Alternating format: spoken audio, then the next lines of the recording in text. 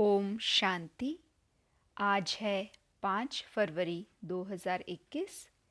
मीठे प्यारे बाबा के महावाक्य सुनेंगे। मुरली का सार। मीठे बच्चे, यहाँ तुम्हारा सब कुछ गुप्त है, इसीलिए तुम्हें कोई भी ठाठ नहीं करना है। अपनी नई राजधानी के नशे में रहना है। प्रश्न है, श्रेष्ठ धर्म और दैवी कर्म की स्थापना के लिए तुम बच्चे कौन सी मेहनत करते हो? उत्तर है, तुम अभी 5 विकारों को छोड़ने की मेहनत करते हो, क्योंकि इन विकारों ने ही सबको भ्रष्ट बनाया है। तुम जानते हो, इस समय सभी दैवी धर्म और कर्म से भ्रष्ट हैं। बाप ही श्रीमत देकर श्रेष्ठ धर्म और श्रेष्ठ दैवी कर्म की स्थापना करते हैं। तुम श्रीमत पर चल बाप की याद से विकारों पर जीत पाते हो। पढ़ाई से अपने आप को राज तिलक देते हो। गीत है, तुम्हें पाके हमने जहां पा लिया, जमी तो जमी आसमां पा लिया। ओम शांति। मीठे मीठे रूहानी बच्चों ने यह गीत सुना।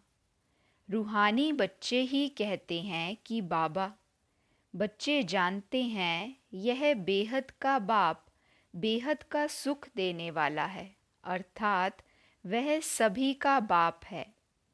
उनको सब बेहद के बच्चे आत्माएं याद करते रहते हैं, किस न किसी प्रकार से याद करते हैं, परंतु उनको यह पता नहीं है कि हमको कोई उस परमपिता परमात्मा से विश्व की बादशाही मिलती है।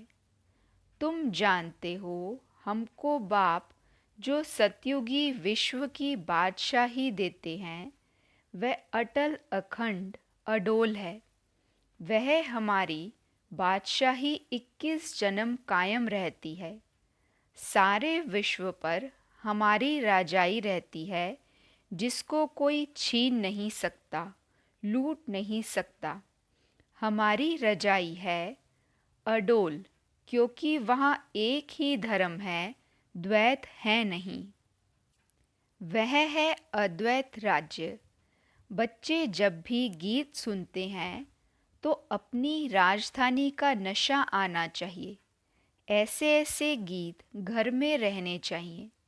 तुम्हारा सब कुछ है गुप्त, और बड़े बड़े आदमियों का बहुत ठाठ होता है। तुमको कोई ठाठ नहीं है। तुम देखते हो, बाबा ने जिसमें प्रवेश किया है वह भी कितना साधारण रहते हैं। यह भी बच्चे जानते हैं, यहाँ हर एक मनुष्य अनराइटियस छीछी काम करते ही हैं, इसलिए बेसमझ कहा जाता है। बुद्धि को बिल्कुल ही ताला लगा हुआ है।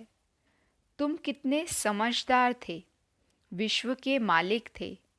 अभी माया ने इतना बेसमझ बना दिया है, जो कोई काम के नहीं रहे हैं। बाप के पास जाने के लिए यज्ञ तप आदि बहुत करते रहते हैं, परंतु मिलता कुछ भी नहीं है। ऐसे ही धक्के खाते रहते हैं। दिन प्रतिदिन अकल्याण ही होता जाता है। जितना जितना मनुष्य तमो प्रधान हो जाते हैं, उतना उतना अकल्याण होना ही है। ऋषि मुनि जिनका गायन है, वह पवित्र रहते थे, नेति नेति कहते थे। अभी तमो प्रधान बन गए हैं तो कहते हैं शिवोहम तत्वम, सर्वव्यापी है, मेरे तेरे में सब में है। वो लोग सिर्फ परमात्मा कह देते हैं, परमपिता कभी नहीं कहेंगे। परमपिता उनको फिर सर्वव्यापी कहना, यह तो रॉन्ग हो जाता है, इसलिए फिर ईश्वर व परमात्मा कह देते हैं। पिता अक्षर बुद्धि में नहीं आता है, करके कोई कहते भी हैं तो भी कहने मात्र। अगर परमपिता समझें तो बुद्धि एकदम चमक उठे। बाप स्वर्ग का वर्षा देते हैं, वह हैं ही हेवनली गॉड फादर। फिर हम नर्क में क्यों पड़े हैं? अब हम मुक्ति, जीवन मुक्ति कैसे पा सकते हैं? यह किसी की भी बुद्धि में नहीं आता है। आत्मा पतित बन पड़ी है। आत्मा पहले सतो प्रधान समझदार होती है, फिर सतो रजो तमो में आती है, बेसमझ बन पड़ी है। अभी तुमको समझ आई है। बाबा ने हमको यह स्मृति दिलाई है। जब नई दुनिया भारत था तो हमारा राज्य था। एक ही मत, एक ही भाषा, एक ही धर्म, एक ही महाराजा महारानी का राज्य था। फिर द्वापर में वाम मार्ग शुरू होता है। फिर हर एक के कर्मों पर मदार हो जाता है। कर्मों अनुसार एक शरीर छोड़ दूसरा लेते हैं। अभी बाप कहते हैं, मैं तुमको ऐसे कर्म सिखलाता हूँ जो 21 जन्म तुम बादशाही पाते हो। भल वहाँ भी हद का बाप तो मिलता है, परंतु वहाँ यह ज्ञान नहीं रहता कि ये राजाई का वर्षा बेहद के बाप का दिया हुआ है। फिर द्वापर से रावण राज्य शुरू होता है, विकारी संबंध हो जाता है। फिर कर्मों अनुसार जन्म मिलता है। भारत में पूज्य राजाएं भी थे तो पुजारी राजाएं भी थे। सत्युग त्रेता में सब पूज्य होते हैं, वहाँ पूजा व भक्ति कोई होती नहीं। फिर द्वापर में जब भक्ति मार्ग शुरू होता है तो यथा राजा रानी तथा प्रजा पुजारी भगत बन जाते हैं। बड़े से बड़ा राजा जो सूर्यवंशी पूज्य था वही पुजारी बन जाते हैं। अभी तुम जो वाइसलेस बनते हो उसकी प्रारब्ध 21 जन्म के लिए है। फिर भक्ति मार्ग शुरू होता है। देवताओं के मंदिर बनाकर पूजा करते रहते हैं। यह सिर्फ भारत में ही होता है।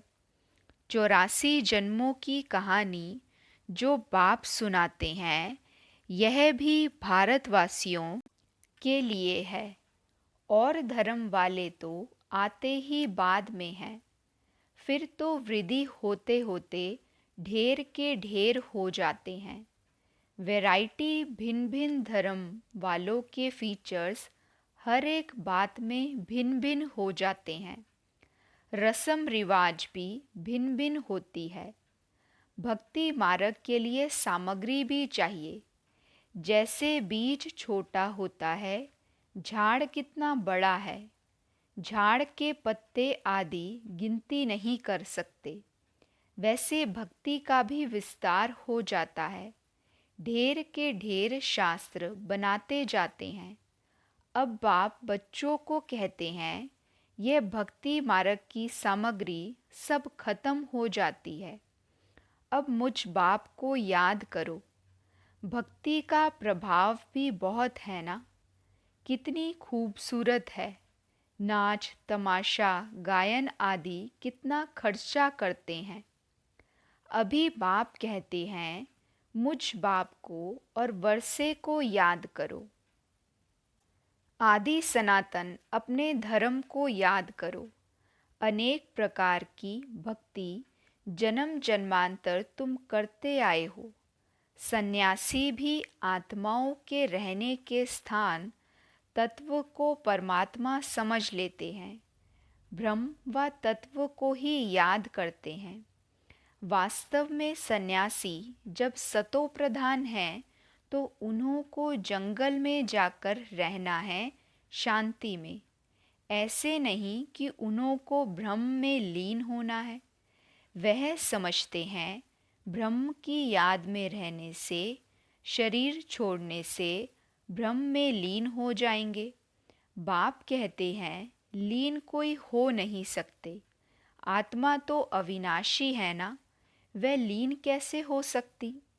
भक्ति मार्ग में कितना माथा कूट करते हैं, फिर कहते हैं भगवान कोई ना कोई रूप में आएंगे।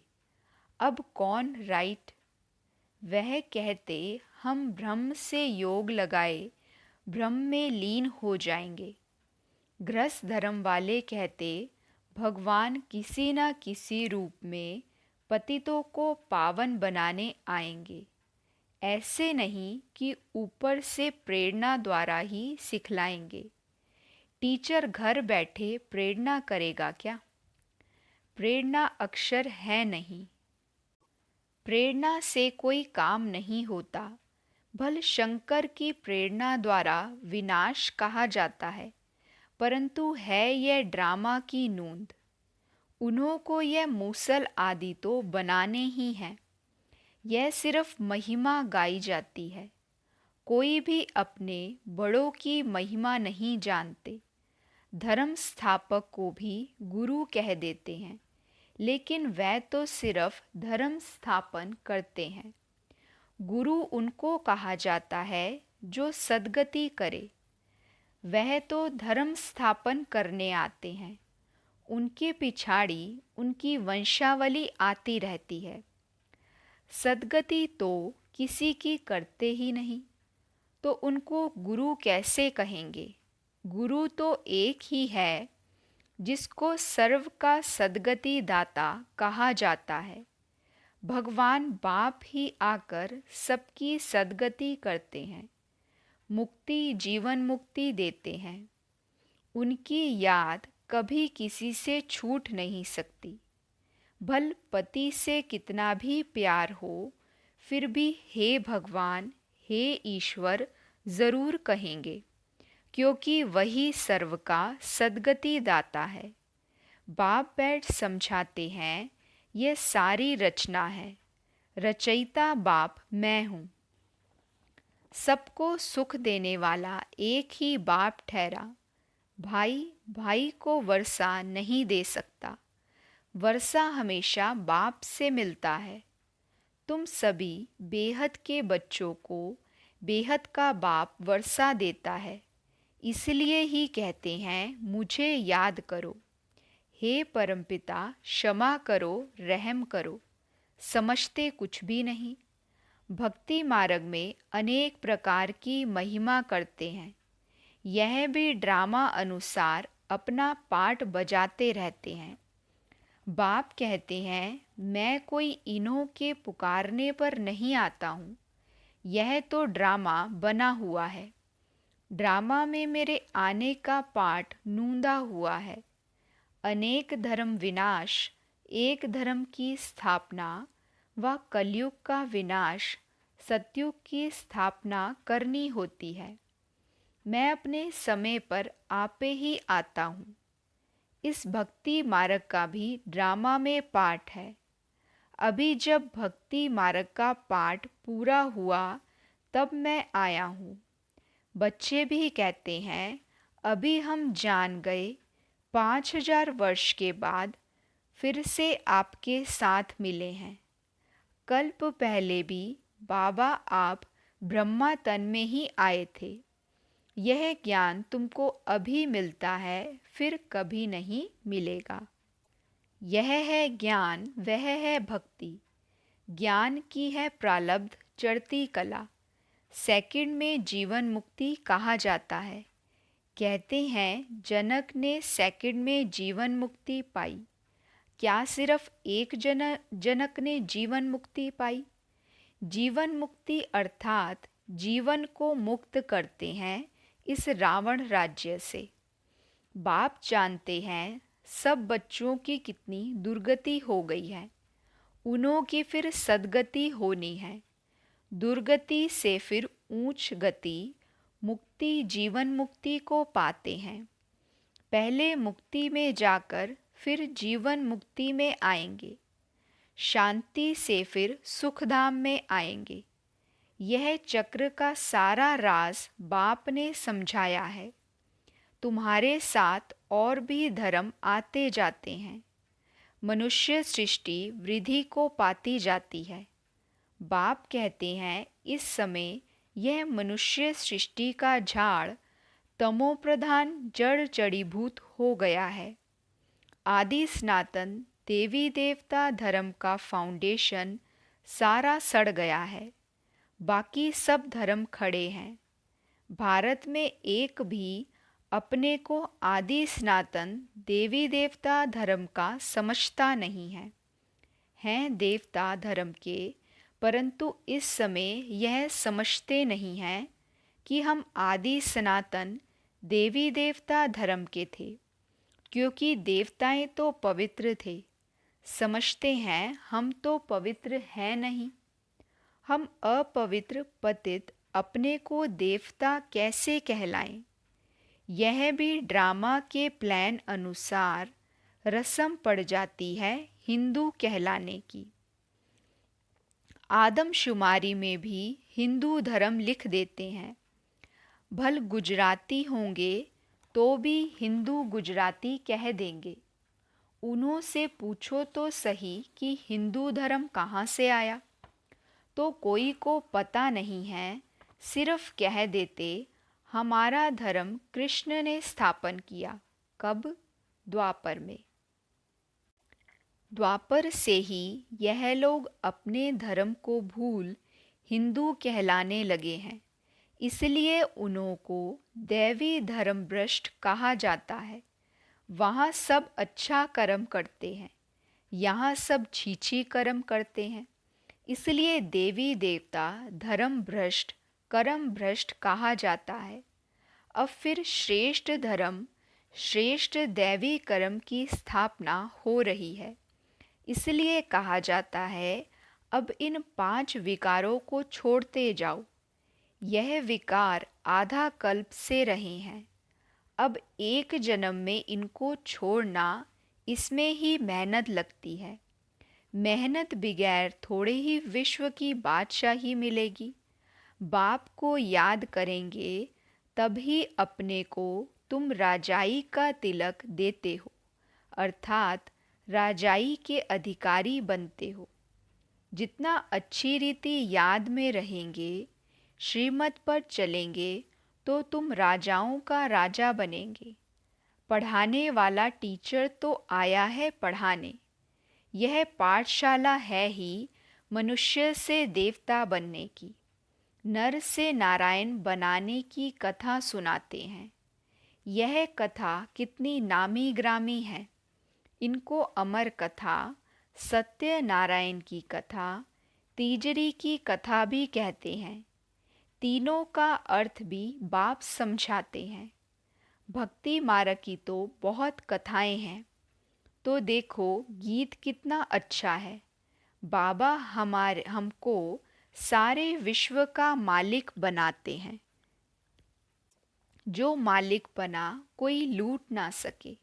अच्छा, मीठे मीठे सिकिलदे बच्चों प्रति माता पिता बाप दादा का याद प्यार और गुड मॉर्निंग। रूहानी बाप की रूहानी बच्चों को नमस्ते। हम रूहानी बच्चों की रूहानी बाप दादा को दिल व जान सिक व प्रेम से नमस्ते नमस्ते नमस्ते जी। गुड मॉर्निंग बाबा, शुक्रिया बाबा शुक्रिया। वहाँ मेरा भाग्य, वहाँ मेरे भाग्य विधाता बाबा। धारणा के लिए मुख्य सार है। पहली पॉइंट, सदा यह स्मृति रखनी है कि हम एक मत, एक राज्य, एक धर्म की स्थापना के निमित्त हैं, इसलिए एक मत होकर रहना है। दूसरी पॉइंट, स्वयं को राजाई का तिलक देने के लिए विकारों को छोड़ने की मेहनत करनी है। पढ़ाई पर पूरा ध्यान देना है। आज बाबा ने वरदान दिया, त्रिकालदर्शी स्थिति द्वारा माया के वार से सेफ रहने वाले अतीन्द्रिय सुख के अधिकारी भव। त्रिकालदर्शी स्थिति द्वारा माया के वार से सेफ रहने वाले अतीन्द्रिय सुख के अधिकारी भव। बाबा समझाते, संगम युग का विशेष वरदान व ब्राह्मण जीवन की विशेषता है अतीन्द्रिय सुख। यह अनुभव और किसी भी युग में नहीं होता, लेकिन इस सुख की अनुभूति के लिए त्रिकालदर्शी स्थिति द्वारा माया के वार से सेफ रहो। अगर बार बार माया का वार होता रहेगा तो चाहते हुए भी अतीन्द्रिय सुख का अनुभव कर नहीं पाएंगे। जो अतीन्द्रिय सुख का अनुभव कर लेते हैं उन्हें इंद्रियों का सुख आकर्षित कर नहीं सकता। नॉलेजफुल होने के कारण उनके सामने वह तुच्छ दिखाई देगा। स्लोगन है, कर्म और मनसा दोनों सेवा का बैलेंस हो तो शक्तिशाली वायुमंडल बना सकेंगे। कर्म और मनसा दोनों सेवा का बैलेंस हो तो शक्तिशाली वायुमंडल बना सकेंगे। अच्छा, ओम शांति।